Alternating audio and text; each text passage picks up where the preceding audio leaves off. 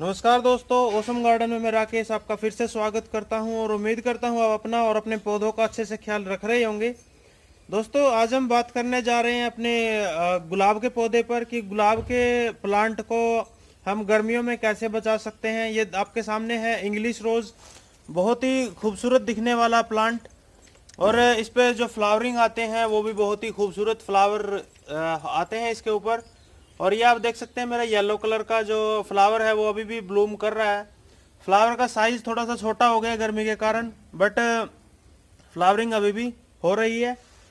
तो मैं आपके साथ शेयर करूंगा कि गर्मियों में हम अपने प्लांट्स को कैसे बचा सकते हैं, कैसे इनकी केयर कर सकते हैं गर्मियों में, और क्या क्या इनकी रिक्वायरमेंट होती है, और इनकी रूट्स को कैसे बचाया जा सकता है, इनसे फ्लावरिंग कैसे ली जा सकती है।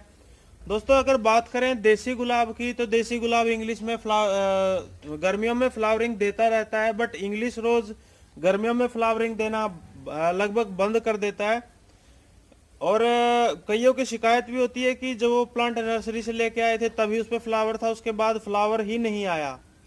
तो उसके बहुत से कारण हो सकते हैं। आपकी मिट्टी में न्यूट्रिएंट की कमी हो सकती है, आपकी उसको जो सनलाइट मिल रही है वो कम मिल रही होगी। तो बहुत सारे उसके रीजन हो सकते हैं। तो चलिए आज स्टार्ट करते हैं कि इसके मैं आपको सब कुछ बताऊंगा, तो वीडियो को पूरा देखिएगा। चलो स्टार्ट करते हैं। सबसे पहले अगर आपने मेरे चैनल को सब्सक्राइब नहीं किया है तो नीचे रेड कलर का सब्सक्राइब बटन है, वहां से आप चैनल को सब्सक्राइब कर लें ताकि आपको ऐसी इंफॉर्मेशनल वीडियो की डेली अपडेट जो है वो मिलती रहे। तो दोस्तों, सबसे पहले हमें बात करते हैं इसकी लाइट एंड लोकेशन की बात कर लेते हैं। तो इसको ऐसी जगह रखना है। बात करें अगर इंग्लिश गुलाब की, तो इंग्लिश गुलाब को आप जो आफ्टरनून के बाद की तेज सनलाइट होती है, जो बहुत तेज धूप पड़ती है, उससे इसको प्रोटेक्ट करें। उससे प्रोटेक्ट करने के लिए आप इसको ऐसी जगह रख सकते हैं जहां पर मॉर्निंग की सनलाइट आती हो, बट आफ्टरनून के बाद की सनलाइट जो है वो इसको ना पड़े इसके ऊपर। लेकिन अगर आप ऐसा नहीं कर सकते तो आपके पास अगर कई टेरेस पर ऐसा होता है कि दोपहर के बाद ही धूप आती है, तो वहां पर आप 50% शेड वाला आप ग्रीन नेट लगा सकते हैं, जिससे कि सनलाइट जो है वो फिल्टर्ड होके आती है। तो चलिए अब इसकी बात कर लेते हैं थोड़ी सी मिट्टी की। और देसी गुलाब को आप फुल सनलाइट में रख सकते हो, उसमें कोई इश्यू नहीं है। तो अब इसके ग्राउंड में चलते हैं, पॉट की तरफ चलते हैं। ये पॉट में लगा हुआ प्लांट है, जैसा आप देख सकते हैं।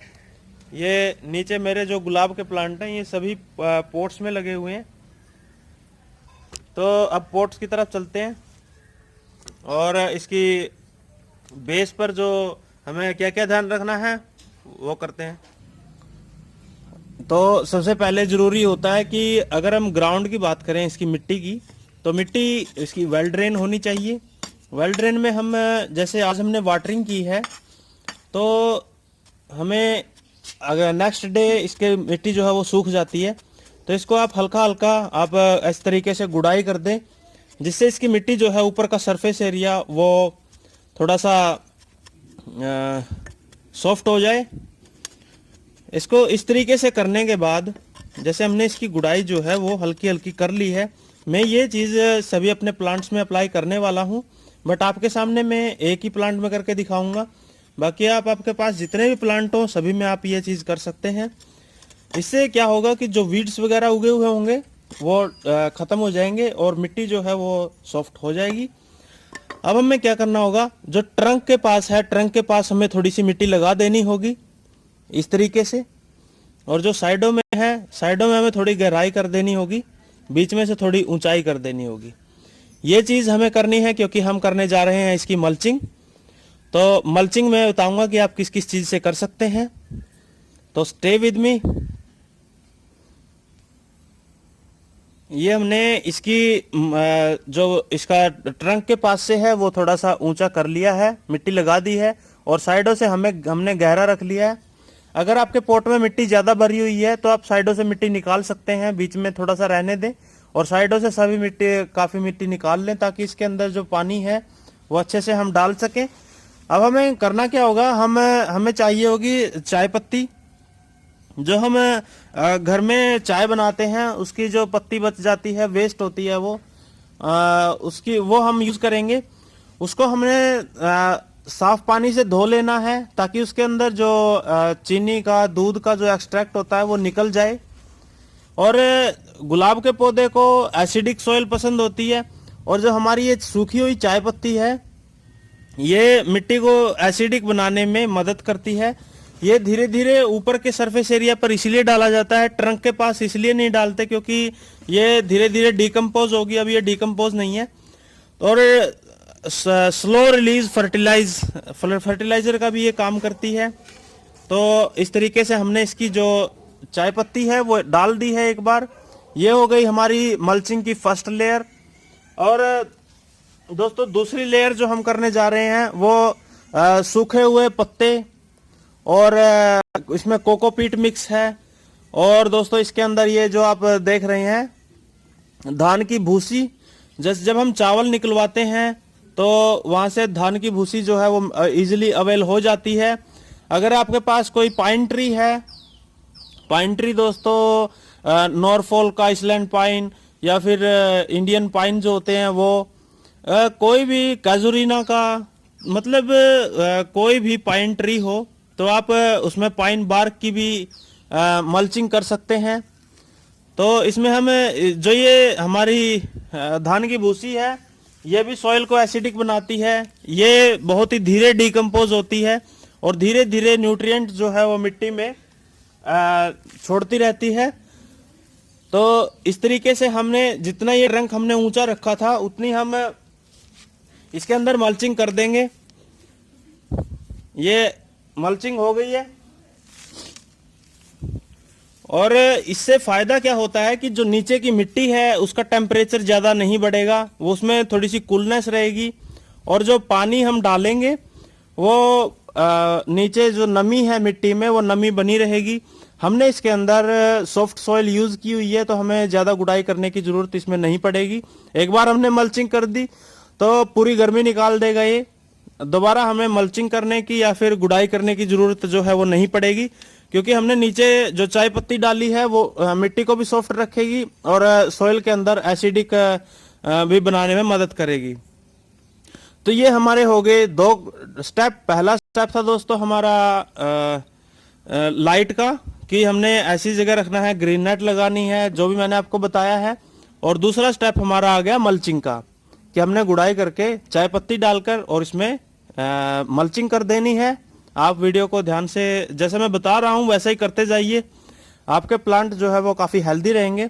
अब बात करते हैं दोस्तों इसकी वाटरिंग की। तो वाटरिंग इसमें हम 2 दिन में एक बार पोट में हम डेली वाटरिंग करेंगे। अगर आपका ग्राउंड में लगा हुआ है तो आप इसमें 1 दिन में 2 दिन में एक बार वाटरिंग करेंगे, यानी 1 दिन छोड़कर। जैसे आज हमने वाटरिंग की है, कल हम वाटरिंग नहीं करेंगे, अगले दिन फिर वाटरिंग कर देंगे अगर हमने ग्राउंड में लगाया हुआ है।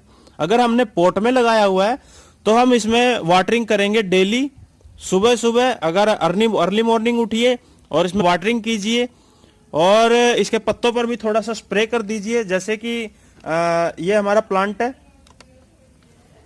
ये हमारा प्लांट है तो हम इसके ऊपर इस तरीके से मिस्टिंग करेंगे ताकि इसके अंदर जो ह्यूमिडिटी लेवल है वो भी इंक्रीज रहे और हमारा प्लांट हैप्पी रहे।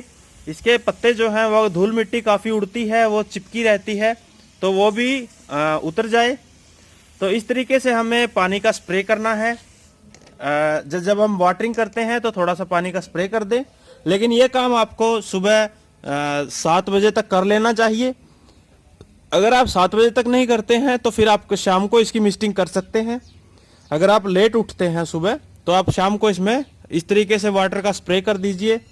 तो अब चलते हैं देसी गुलाब की तरफ। देसी गुलाब में हमें क्या क्या करना होगा। ये तो इंग्लिश गुलाब का था, अब देसी गुलाब की तरफ चलते हैं। तो दोस्तों ये है आपके सामने देसी गुलाब।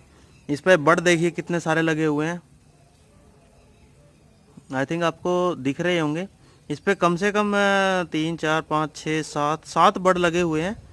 और इधर भी इस ब्रांच पर भी लगे हुए हैं और इस ब्रांच पर भी लगे हुए हैं, देख सकते हैं। तो ये दोस्तों काफ़ी जो फ्लावरिंग है वो दे चुका है। लगभग मैंने इससे अभी 40 से 50 गुलाब एक टाइम में लगे हुए थे, बट वो सभी डेड हो गए थे। तो मैंने इसकी जो सॉफ्ट प्रूनिंग पिंचिंग बोलते हैं बेसिकली उसको, कि जो डेड फ्लावर के बाद जो बच जाता है उसको मैंने पिंच कर दिया है। अब हमें करना क्या होगा, हमें रूट बॉल के साइड से थोड़ा थोड़ा गहरा कर देना है इसको।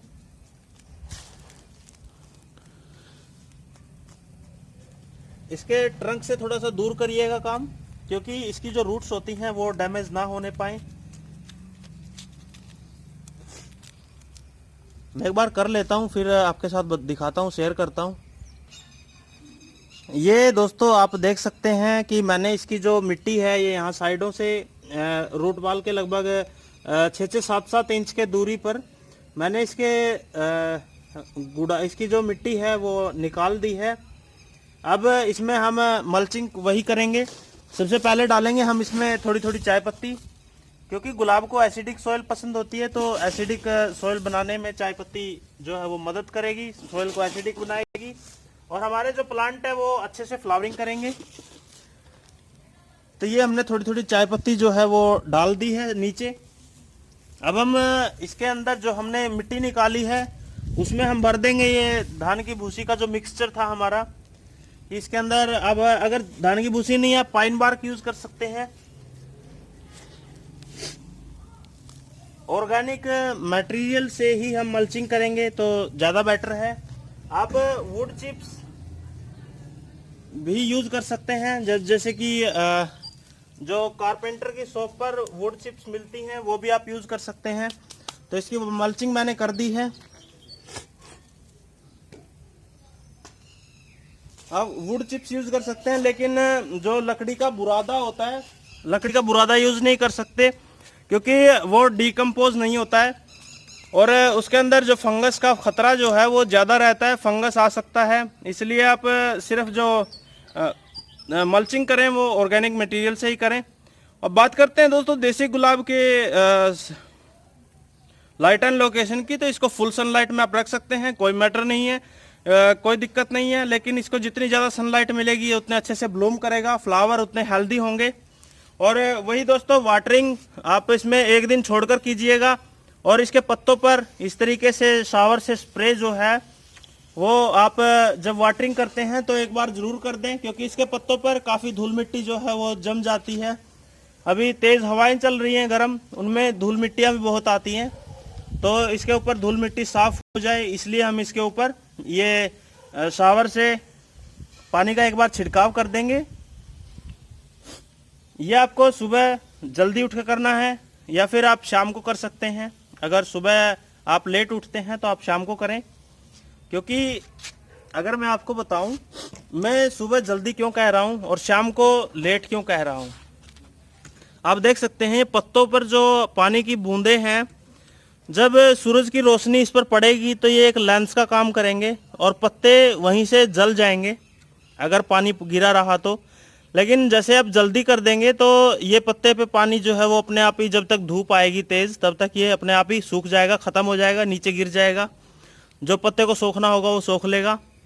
अब दोस्तों इसके फर्टिलाइज़र की बात करें तो गर्मी बहुत है, आपको फर्टिलाइज़र ज़्यादा यूज़ नहीं करना।